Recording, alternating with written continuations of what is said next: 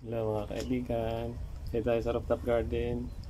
Nag-harvest tayo ng lemongrass. Gagawin natin itong lemongrass tea. Ayan, ang dami na tayong lemongrass.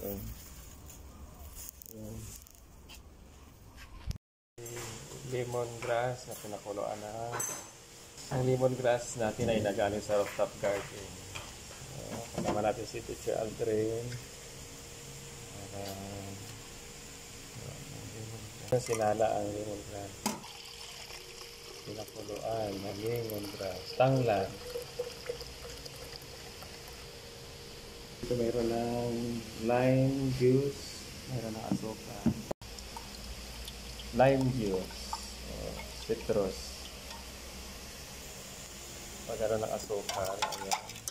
Ito dito dahil. Lime natin ay galing sa likod. Tanim din natin yan.